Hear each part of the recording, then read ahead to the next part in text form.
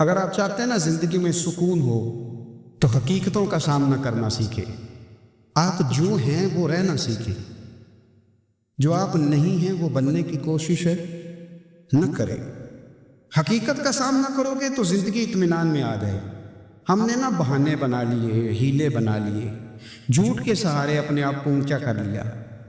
ایک آدمی سے کہا جاتا ہے تو رشوت نہ لے، تو کہتا ہے میں غریبوں سے نہیں لیتا۔ تو میرا سوال یہ ہے کہ امیروں کا حساب لینے کی اللہ نے تیری ڈیوٹی لگائی ہے، تیرے ذمہ لگایا ہے کہ تو امیروں کا حساب کر، تمہیں کیا ضرورت پڑی؟ ہم نا بہانہ کرتے ہیں، رشوت لینے والے کا الگ بہانہ ہے اور سفارش والے کا الگ بہانہ ہے۔ حقیقت کا سامنا کرے، حقیقت کا۔ جو میرے ذمہ داریاں ہیں وہ میں نے پوری کر لی، جو آپ کی ذمہ داریاں ہیں وہ آپ جان نہ چھڑائیں، حقیقت پسند بنے۔ میرے رسول کریم، پھر پڑھیے درود شریف صلی اللہ تعالی علیہ وسلم۔ حضور صلی اللہ علیہ وسلم نے فرمایا کہ میری بیٹی سیدہ فاطمہ الزہرا رضی اللہ تعالی عنہا صرف جنتی نہیں، جنتی عورتوں کی سردار ہے۔ لیکن حضور نے یہ بھی فرمایا کہ فاطمہ یہ خیال رکھنا، اگر اللہ نے حساب پوچھا تو حساب تم نے خود دینا ہے۔ حقیقت کی طرف توجہ کرائی حضور نے، وہ صرف جنتی نہیں، جنتی عورتوں کی سردار ہیں، پر حقیقت کی جانب توجہ۔ میں حقیقت یہ ہے کہ اگر مالک نے حساب پوچھا تو اس کی تیاری بھی کرنی ہے۔ لیکن نا ہمیں کچھ یقین نہیں، اللہ معاف کرے کہ ہمارا حساب کیسا ہوگا، لیکن کتنے آزاد ہیں۔ یعنی بڑی دلیری سے بندے کہتے ہیں فجر نہیں پڑھتا جی، 3 پڑھتا ہوں جی، شاہ رہ جاتی ہے جی، کپڑے صاحب، بڑی دلیری سے۔ اور سیدہ فاطمہ الزہرا نے ساری رات مصلی باز رکھا ہے، حالانکہ انہیں یقین تھا کہ رب مجھے بغیر حساب کتاب جنت دے گا۔ حقیقت کا سامنا کریں، جو حقوق آپ کے ہیں وہ آپ نے ادا کرنے، جو ذمہ داریاں ہیں وہ ذمہ داریاں ہیں۔ لیکن نا حضرت موسیٰ کلیم اللہ علیہ السلام کے پاس اسرائیل روح نکالنے آئے تو حضرت موسیٰ نے تھپڑ مارا، آنکھ نکال دی، واپس گئے۔ اللہ انہوں نے تو جلال فرمایا ہے، کہا موسیٰ علیہ السلام سے کہیے بیل کی پشت پر ہاتھ رکھیں، جتنے بال ان کے دستے مبارک کے نیچے آئیں گے اتنے 1000 سال ان کی عمر بڑھا دی جائے گی۔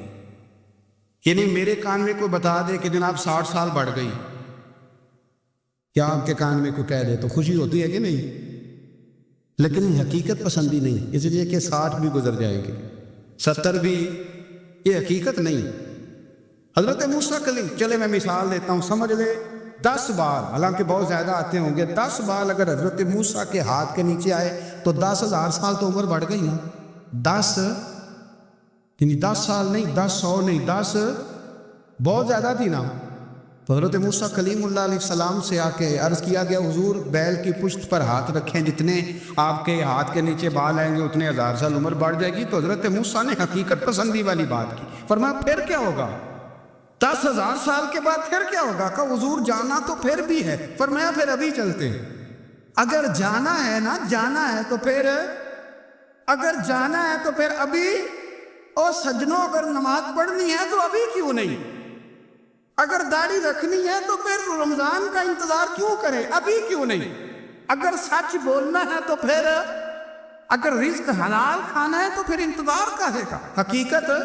حقیقت ہوتی ہے، بہانہ ہوتا ہے، حقیقت چھپ نہیں سکتی بناوٹ کے اصولوں سے، کیونکہ خوشبو آ نہیں سکتی کبھی کاغذ کے پھولوں سے۔ یہ بات یاد رکھ، اگر جانا ہے تو حضرت کلیم فرمانے لگے پھر 10,000 سال کے بعد بھی جانا ہے۔ تو آج بھی ہمیں بے قراری زندگی میں اس لیے کہ ہم حقیقت پسند نہیں، ہم بہانوں میں، ہم ہواؤں میں جیتے ہیں، ہواؤں میں، خیالات میں زندگی گزارتے۔ بڑا ٹائم پڑا ہے، مثلاً کتنا میرے رسول کریم صلی اللہ تعالی علیہ وآلہ وسلم نے ایک دن صحابہ سے فرمایا تمہیں حیا نہیں آتی؟ حضور کیا ہوا؟ فرمایا وہ والے مکان بناتے ہو جن میں تم رہ نہیں سکتے، وہ والا مال جمع کرتے ہو جو کھا نہیں سکتے، حیا نہیں آتی؟ اور اس کی حضور حکم کرے تو محبوب فرمانے لگے جوتے کا ایک تسمہ بند کرتا ہوں تو سوچتا ہوں دوسرا بند کرنے سے پہلے موت آ جائے گی، ایک سانس اندر جاتی ہے تو دوسرا آنے سے پہلے میں یاد کرتا ہوں کہ مجھے دنیا سے جانا ہے۔ تمہیں حیا نہیں آتی؟ وہ مکان بناتے ہو جن میں رہ ہی نہیں سکتے، وہ مال جمع کرتے ہو جو کھا، حقیقت پسند نہیں بھائی ہم، بہت سارے لوگ ہیں بڑی باتیں سناتے ہیں، بڑی، میں کہتا ہوں اصل میں نا زیادہ باتیں سنا کے نا بیچارہ اپنے آپ کو مطمئن کرنا چاہتا، اصل بات یہ ہے کہ اندر سے نا ہلا ہوا ہے، کچھ بھی نہ، بڑا زیادہ ہنستا ہے اور مجھے لگتا ہے کہ کوئی گہرا زخم چھپا رہا۔ اس لیے ملمس حاضر، حقیقت پسند بنو، حقیقت پسند۔ یاد رکھنا، من ترک صلاۃ متعمدا فقد کفر، میرے رسول نے حقیقت بیان کی، فرمایا جس نے ایک نماز بھی جان بوجھ کے چھوڑی اس نے رب کے رب ہونے کا انکار کیا، اس نے کفران نعمت کیا۔ یہ حقیقت ہے، کوئی کلیریفیکیشن نہیں، کوئی وضاحت نہیں۔ جو نماز نہیں پڑھتا، جھوٹ بولتا ہے، غلط بیانی کرتا ہے، جو شخص رزق حرام کما کے کہتا ہے کہ اس کے بغیر گزارا نہیں چلتا، وہ جھوٹ بولتا ہے۔ اس لیے کہ رب فرماتا جب تجھے پیدا کیا ہے تو تیرا رزق میرے ذمہ ہے۔ اللہ فرماتا ہے کہ لا یکلف اللہ نفسا الا وسعها، میں کسی پر وہ بوجھ نہیں ڈالتا جو اٹھا نہ سکے۔ نماز فرض کی ہے، اس کا مطلب ہے ہم پڑھنے کے قابل ہیں، اس نے ہمارے ذمہ داریاں لگائی ہیں تو مطلب یہ ہے کہ ہم ذمہ داریاں ادا کرنے کے قابل ہیں، ورنہ وہ کہتا میں وہ بوجھ ڈالتا ہی نہیں جو تجھ سے اٹھایا نہ جائے۔ اگر چاہتے ہو کہ زندگی میں اطمینان ملے تو خدا را حقیقت پسندوں والی زندگی گزارو۔ یہ فضاؤں میں زندہ رہنا، ہواؤں میں، اللہ بڑا معاف کرنے والا ہے، اللہ بڑا کریم ہے، معاف کر دے گا، تو بھئی یہ بات صحابہ کو بھی پتہ تھی، یہ اہل بیت کو بھی خبر تھی، تو وہ تو ایک ایک بات کا لحاظ کرتے تھے۔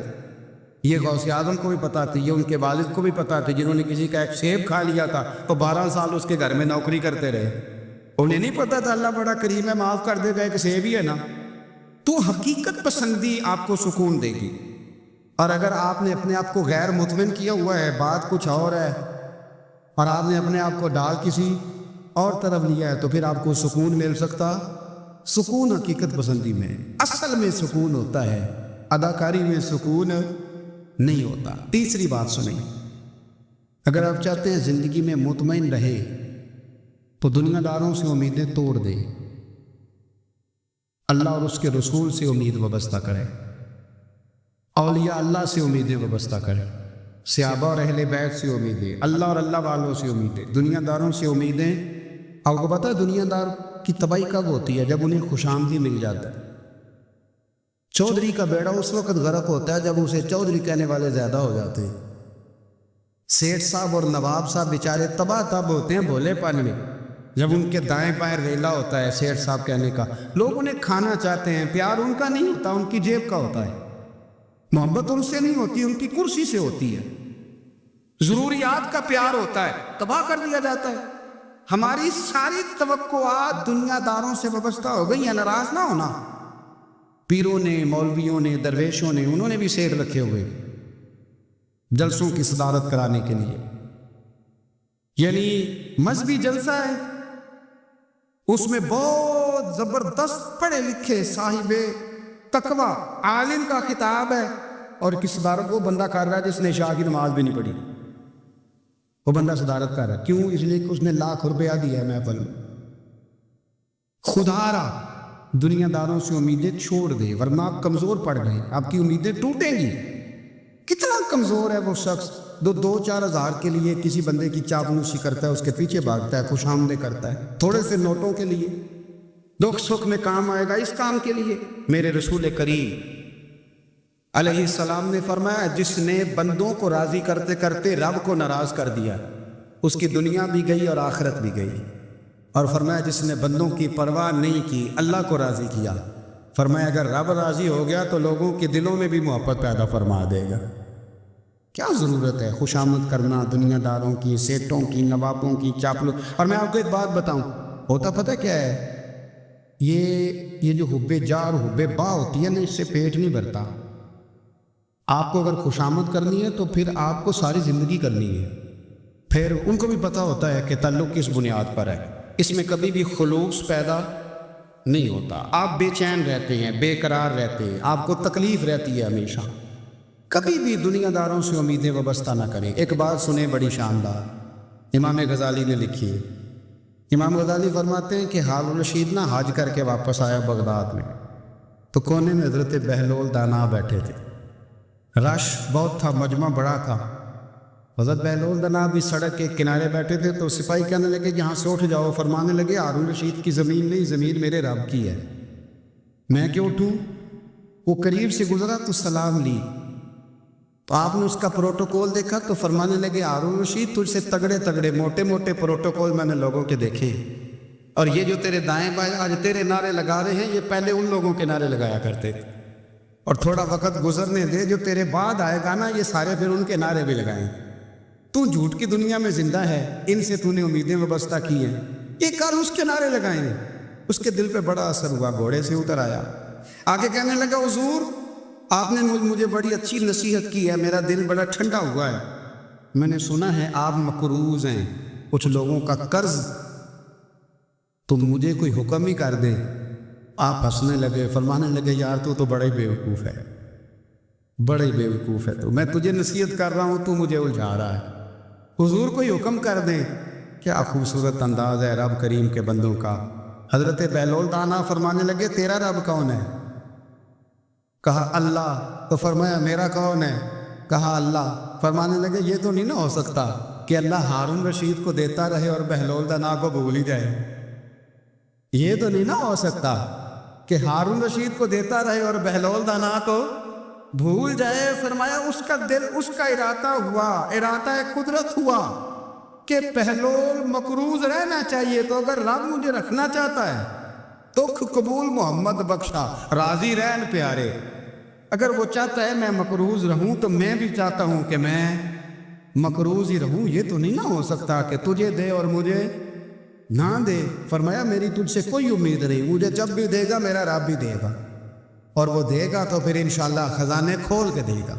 دنیا داروں سے امیدیں وابستہ کرنا، لوگوں کے پیچھے یہ چھوڑ دیں، آپ بے چین رہیں گے، بے قرار رہیں گے۔ اللہ والوں سے ضرور امیدیں وابستہ کریں، اس لیے کہ ان کے پاس جو کچھ ہوتا ہے وہ دراصل رب کا ہی ہوتا ہے، لیکن سیٹھوں سے، نوابوں سے، سیاستدانوں سے باز آ گئے، ہماری بڑی امیدیں وابستہ ہیں۔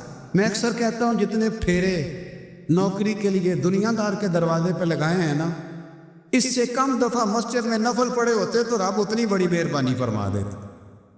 تیسری بات یہ یاد رکھے، اگر سکون لینا چاہتے ہیں نا، اگر سکون لینا چاہتے ہو نا تو لوگوں کو ڈسکس کرنا بند کر دو، کس کو اللہ نے کتنے پیسے دیے ہیں وہ جانے اور اللہ جانے، کس کو اللہ نے کتنی گاڑیاں دی ہیں وہ جانے، اور لوگوں کو ڈسکس کرنا جی۔ یعنی میں ایک جگہ بیٹھا تھا تو ایک صاحب گاڑی والا گزرا، گاڑی میں بیٹھ کے، اس کا پڑوسی تھا، کہنے تھا منہ ہے کار والا، میں کہ وہ تے ہے تاں ہی بیٹھا ہے، تے اور میں کہ وہ سمجھانا جنہوں نے، میں کہ توں تے میں حساب لائیے بھی ساڑھے کوئی نہیں، وہ تے ہے، لیکن نا اللہ نے اسے دی ہے نا، تو اللہ نے چاہا نا وہ کار میں بیٹھے، تو اس نے پھٹے پہ بیٹھ کے یہ تبصرہ کیا کہ منہ ہے کار والا، میں کہ وہ تے ہے تاں کار ہے تھے۔ اب مجھے تھوڑی اندازہ لگانا چاہیے کہ ہم کیا یہ بحث ہے، یعنی اللہ کو چاہیے تھا معاذ اللہ کے پہلے تم سے پوچھتا کہ اسے کار دینی ہے کہ نہیں، کیا مطلب فضول بحث ہے۔ وہ چیز ہمیں اتنا تنگ کرتی ہے، اتنی تکلیف دیتی ہے کہ آپ یقین کریں سارا دن اسی کو ڈسکس کرتے، سارا دن اس کے پاس گاڑی ہے، اس کے پاس کار ہے، فلانے کا پیسہ 1 نمبر ہے، فلانے کا 2 نمبر ہے، فلانے کا 6 نمبر ہے، اصل بات کے اندر حسد ہے، اس کو نکالو۔ ایک بات کہنے لگا ہوں، اسے یاد رکھنا، میرے اعلیٰ حضرت رحمۃ اللہ علیہ فرمایا کرتے حسد کرنے والا بندوں پر اعتراض نہیں کرتا، اللہ پر اعتراض کرتا۔ وہ کہتا ہے اللہ اسے کیوں دیا ہے، اتنا کیوں دیا ہے، معاذ اللہ وہ اللہ کی تقسیم پر اعتراض کرتا۔ حسد کرتے ہو بے چین رہو گے، حسد آپ کے دل کو تڑپا کے رکھتے، چھوڑے۔ اللہ بڑا کریم ہے، جس کو جہاں چاہتا ہے وہاں بٹھا دیتا ہے۔ آپ قطعاً اس بحث میں نہ پڑے کہ اللہ نے کس کو کتنا دیا ہے، کب دیا ہے، کیوں دیا ہے، وہ بڑا بے نیاز ہے۔ حسد آپ کو تباہ کرے۔ دنیا میں پہلا گناہ جو ہوا تھا وہ حسد تھا۔ ابلیس نے حضرت آدم سے حسد کیا، کہنے لگا میں بہتر ہوں، سرداری اس کو مل گئی ہے، یہ تو اللہ کو پتہ ہے نا کس کو دینی ہے۔ اور دنیا میں پہلا قتل حسد کی وجہ سے ہوا، حابیل قابیل کے درمیان حسد کا معاملہ تھا۔ خاتون کا نکاح اس سے کیوں ہو رہا ہے، مجھ سے ہونا چاہیے۔ حسد تباہی کرتا۔ آپ یقین کریں، یعنی دکاندار کے سامنے دوسری دکان پڑ گیا پریشان ہو جاتا ہے، وہ کہتا ہے میرا کیا بنے گا، لا حول ولا قوت الا باللہ العلی العظیم، یعنی تیرے کا خیال ہے کہ تیرے حصے کی روٹی وہ کھا جائے گا، اتنا چھوٹا دل، یہ تیرا موقف یہ ہے کہ تیرے حصے کا نصیب اس تک چلا جائے گا، یہ تیری خواہش ہے؟ ایک دوسرے کی کمزوریاں بیان کرنا، اس کا تو مال ہی ناقص ہے جی، اس کے تو پاس ہی کچھ نہیں، یہ تو کمزور لوگوں کا طریقہ ہے۔ میرے رسول کریم علیہ الصلاۃ والسلام گزر رہے تھے، پت جھڑ کا موسم تھا، خزاں کا موسم تھا، درختوں کے پتے جھڑ رہے تھے، صحابہ کو ساتھ لے کے حضور گزرے اور ایک درخت کی ٹہنی کو پکڑ کے حضور نے ہلایا۔ صحابہ فرماتے ہیں کہ چھم چھم اس کے پتے گرے، زمین پر ڈھیر لگ گیا۔ حضور نے فرمایا دیکھا تم نے کیا ہوا؟ حضور ہاں۔ فرمایا کتنی تیزی سے پتے جھڑے ہیں، صرف تنا رہ گیا ہے اور خالی ٹہنیاں رہ گئی ہیں، کوئی حسن بچا ہے؟ حضور نہیں۔ تو نبی کریم فرمانے لگے جو حسد کرتا ہے نا، اس کی نیکیاں بھی اسی طرح جھڑ جاتی ہیں، اسی طرح۔ اور ایک جگہ حضور فرمانے لگے جس طرح راکھ لکڑی کو آگ کھا جاتی، جس طرح لکڑی کو آگ، جب آگ کھا جائے تو پھر لکڑی کو لکڑی نہیں کہا جاتا، راکھ کہا جاتا ہے، کوئلہ کہا جاتا ہے، اس کی اصل باقی یعنی اسے کھائی جاتی ہے۔ تو حضور علیہ الصلوۃ والسلام فرمانے لگے جس طرح آگ لکڑی کو کھا جاتی ہے، فرمایا اسی طرح حسد نیکیوں کو کھا جاتی، نیکیاں رہتی نہیں۔ حسد کرنے والے کے پاس نیکیاں یعنی ان کی اصل شکل موجود، کبھی بھی حسد نہیں کرے۔ اللہ کی تقسیم ہے، جس کو چاہے جب چاہے جتنا چاہے عطا کرے۔ اور چوتھی بات میرے بھائی، کبھی بھی بغض نہ پیدا کریں، بغض والے لوگ بے سکون رہتے ہیں۔ بہت ساری کمزوریاں ہمارے اندر ہوتی ہیں نا، پھر اللہ ہماری روزی تو نہیں نہ بند فرماتا، یہ تو نہیں کہتا کہ زمین سے نکل جاؤ۔ اگر یہی والا معاملہ ہو جو ہمارا ہے کہ شادی پہ اس نے میرے ساتھ برا سلوک کیا تھا، اب ساری زندگی بغض رکھنا ہے، اگر یہی معاملہ فرشتے اللہ کی بارگاہ میں کہیں کہ یا اللہ اس نے فلانے دن شراب پی تھی، اب اس کو زمین میں نہیں رہنے دینا، نظام زندگی چلے گا؟ تو اگر اللہ ہمیں معاف کرتا ہے تو ہم بندوں کو معاف کیوں نہیں کرتے؟ آپ یقین کریں اتنی لمبی عداوتیں، اتنا لمبا حسد، اتنا لمبا بغض، اتنا لمبا حدیث میں نے پڑھی، میں حیران رہ گیا۔ میرے نبی کریم علیہ الصلوۃ والسلام نے فرمایا اپنی بیوی سے کبھی بغض نہ رکھنا، اگر اس کی ایک بات ناپسند ہو تو اسے چھوڑ کے وہ بات دیکھو جو تمہیں پسند ہے۔ میں اس حدیث کو پڑھ کے سوچنے لگا کہ کیا بیوی کا بھی بغض رکھتے ہیں لوگ؟ اب حضور نے کہا ہے تو اس کا مطلب ہے لوگ بیوی کا بغض بھی رکھتے ہیں۔ اب اس پر استدلال کر کے مجھے کہنا پڑے گا کہ سسرال والوں کا بغض بھی رکھتے ہیں، کہنا پڑے گا کہ بھائی کے سسرال والوں سے بھی بغض رکھتے۔ اس حدیث کی روشنی میں سمجھا کہ لوگ بھابھی کا بغض بھی بغض رکھتے ہیں، بغض، ورنہ عادتیں تو ہماری بھی کئی بری ہوتی۔ اگر عادات ایک وجہ بنے اختلاف کی تو عادتیں تو ہماری بھی کئی بری ہیں، لیکن ہم اپنی بری عادتوں سمیت اپنے آپ سے پیار کرتے ہیں، اور سامنے والے کی ایک بھی عادت بری ہو تو اس سے بغض رکھتے ہیں۔ بغض نہ پیدا کریں۔ میرے نبی پاک علیہ الصلوۃ والسلام نے فرمایا کچھ چیزیں تمہارے دین کو مونڈ ڈالے گی، تباہ کر دیں، کاٹ دیں گی۔ حضور کون سی؟ فرمایا حسد، تکبر اور بغض، یہ تمہارے دین کو تباہ کر۔ ہم بے چین اس لیے ہیں کہ ہم نے بہت سارے لوگوں کا بغض پالا ہوا، اور ہر فیلڈ میں سیاستدان نے سیاستدان کا، ذاتیات پر اتر کے بات کرتے ہیں، معزز ترین لوگ، تاجر نے تاجر کا، اللہ ماشاء اللہ بعض جگہ پہ اہل علم بھی ایک دوسرے سے عداوت رکھتے۔ خدا را دل رب کریم کے آنے کا ٹھکانہ ہے، یہ صاف ہوگا تو اس میں رب رسول کے جلوے ہو، اگر اس میں عداوت ہو، اس میں بغض ہو، اس میں کینہ ہو، نفاق۔ سنیں میرے رسول کریم حضرت ابو بکر صدیق رضی اللہ تعالیٰ عنہ کہتے ہیں میں رو ہی پڑا، مکہ فتح ہوا نا، تو اکرمہ بن ابو جہل نے پیغام بھیجا کہ میں نا کلمہ پڑھنے کے لیے آ رہا ہوں۔ بات لمبی ہے، میں موضوع پہ رہنا چاہتا ہوں۔ کہتے ہیں جب وہ آنے لگا نا تو نبی پاک نے ہم سب کو بلایا، ہم حاضر خدمت ہوئے، تو حضور فرمانے لگے کہ اس کے باپ نے نا بڑا ظلم کیا ہے ہمارے ساتھ، ابو جہل نے بڑا ستایا ہے، بڑی تکلیف دی ہے۔ آپ مجھے بتلائیں کہ وہ ایک دفعہ کسی شادی پہ بحث ہوتی ہے بیوی کے بھائی کے ساتھ، پھر ساری زندگی اس بیچارے کو معافی، وہ 10 دفعہ گھر آتا ہے معافی مانگنے پر سوال ہی نہیں پیدا ہوتا، میں مجھے ہی کہہ دیا، یعنی پھر میں مجھے ہی کہہ دیا آپ نے اور میری شان میں بے ادبی اور پھر میں معاف کر دوں؟ توبہ توبہ توبہ، یہ کیسے ہو سکتا ہے؟ میری ناک نیچی ہو جائے گی۔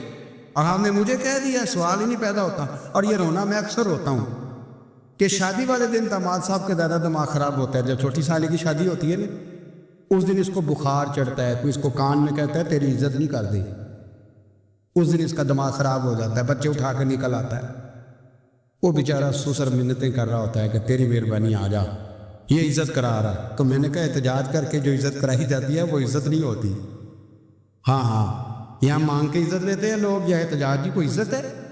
آپ کے اندر کمالات اتنے ہوں کہ آپ کی عزت کرنے کو دل چاہے، یعنی مزہ آئے، یعنی لطف آئے، یعنی آپ دور بیٹھے ہوں تو کسی کا دل کرے آپ کو اسٹیج پہ بلانے کے لیے۔